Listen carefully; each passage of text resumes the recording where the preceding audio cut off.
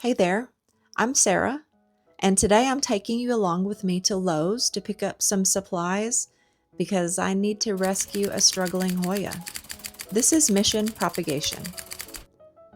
It was finally time to tackle a large Hoya villosa that has been slowly declining, but before I could start that plant chore, I needed to pick up some orchid bark to add to my substrate I have at home. And I might as well check out the plant selection while I'm here, right?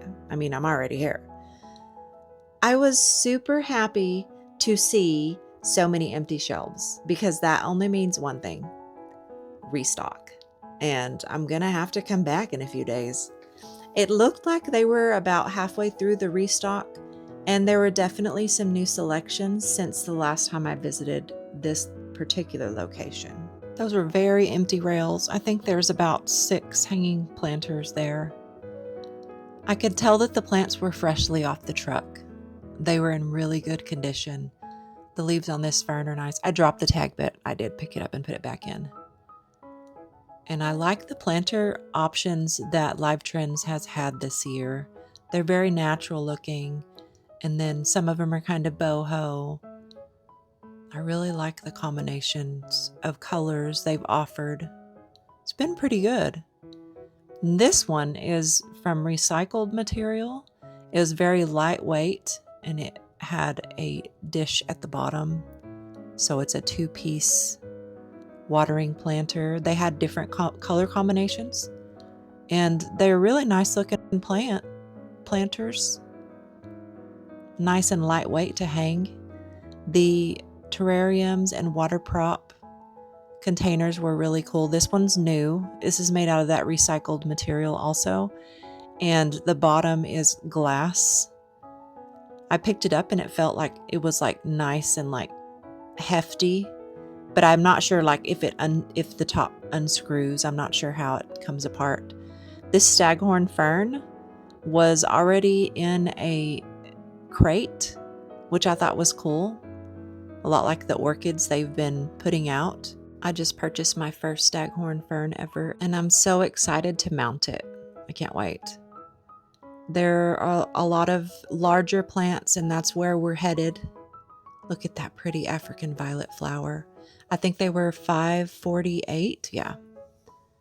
Nice little pop of color in the winter. Quite a few like smaller plants here. More Costa Farms plants. There were some carnivorous plants, orchids. We had a Bertonier, some lipstick plants, some Tradescanthia. This Costa Farm Silver Lady Scindapsus, they had quite a few. I dropped the tag again, but I picked it up. I really like the planters on these. They were in like taupe and gray and then a turquoise. Oh my gosh. Look at that Dracaena. The way they're training these Dracaenas is just so beautiful. That would make such a nice screen divider in a room. So beautiful. And the dumb cane, and then of course this other braided Dracaena. The dumb cane was $64.98. It was super tall. I love seeing all these large mature plants because sometimes it's easier to care for a plant when it's already been established. These peace lilies were nice and large, and there was so many different plants. This is like a new section because this section was not at Lowe's the last time I was here, and these plants are so healthy, and I'm just going to have to come back and see what other new stuff they have here at Lowe's. They did have racks outside, but I didn't want to get in the way. That's not variegation, that's damage. I'm always looking for sports variegation, but yeah, I didn't want to get in the way, so I went ahead and left. On to the plant chore. This video is sponsored by Spam. Just kidding. I lost all the audio on this video, which is, yeah, very convenient, right? This is my Hoya villosa. A friend of mine thinks it might be a cow dang. I'm not sure. It was sold to me as a villosa.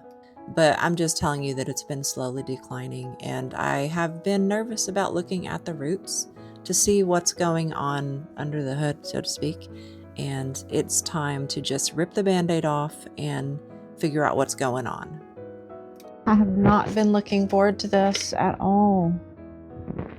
I had it with a wick in a cash pot, and that's how I've been taking care of it basically the whole time that I've owned it.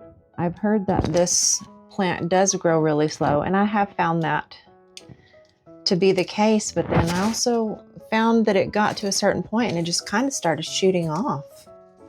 It's full of peduncles. I have found limited resources to see what the flowers smell like. Apparently they can smell like stinky socks, so that's not really something that I would like. This is staying alive. I was trying. And it came with a tag that said H. villosa. I should check and see what the roots look like.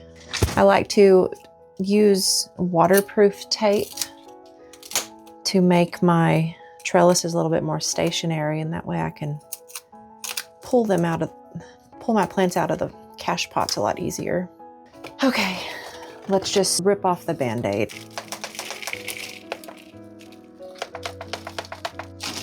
Okay, I don't see any root mealies.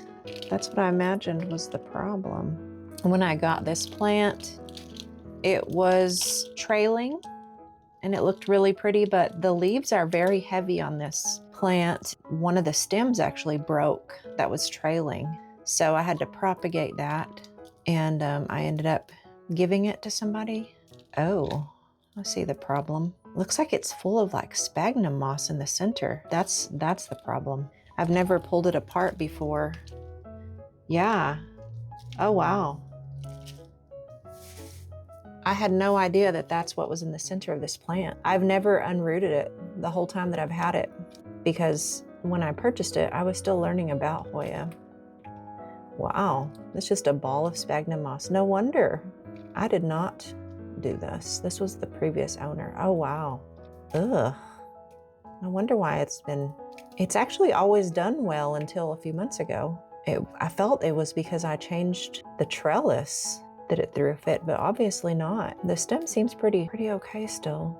I would say if you're starting off growing Hoyas, definitely just root cuttings if you want in sphagnum moss, but do not grow them in sphagnum moss.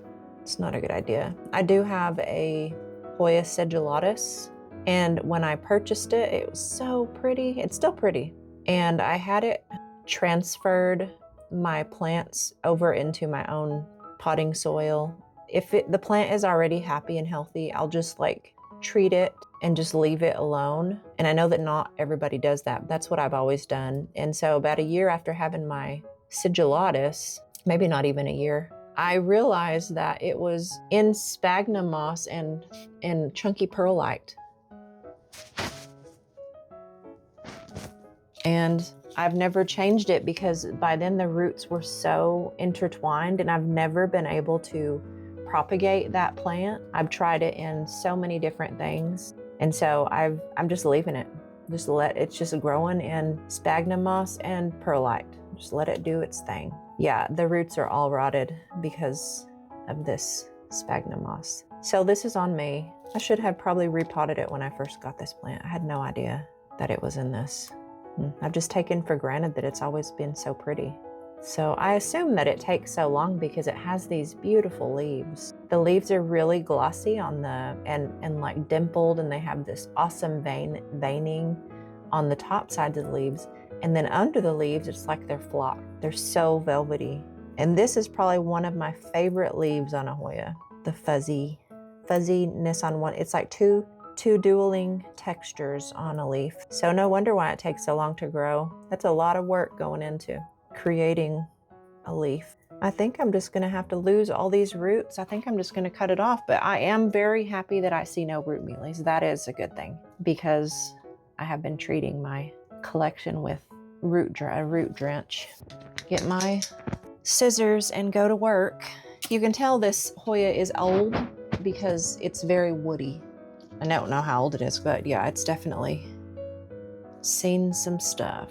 Okay, so I'm gonna cut that.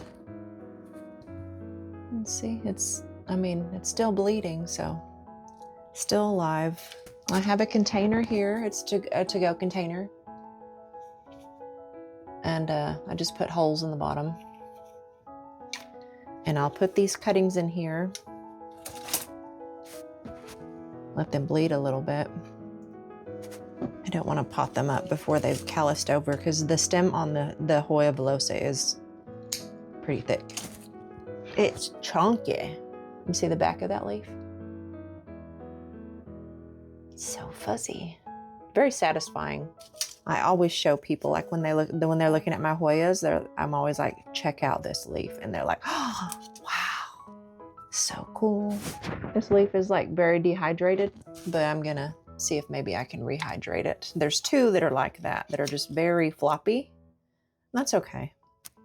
I'm blotting off the Hoya blood off to the side. So the Hoya's cuttings will root all along the stem. And the stems on this are kind of knobby, so I think it'll root really well. I've actually successfully propagated this plant several times. Probably gonna have to get rid of this one. But it has a peduncle, look at that. That's okay. Everything's fine, it's fine. This is a gorgeous cutting right here. Look at those leaves. You see how veiny they are? And it's like a raised texture. And then the back is so fuzzy. I moved this plant a few weeks ago farther away from the light because I thought maybe it was because I had it too close to the grow lights that it was giving me issues. And as soon as I moved it, it started growing new growth points. So in my opinion, that was very exciting. I was very excited about that because I was like, oh, it's not gonna die. But the growth points were coming with yellowing leaves, and that's not a good sign. So this is another cutting, and see, there's a new growth point right here. If you can see that.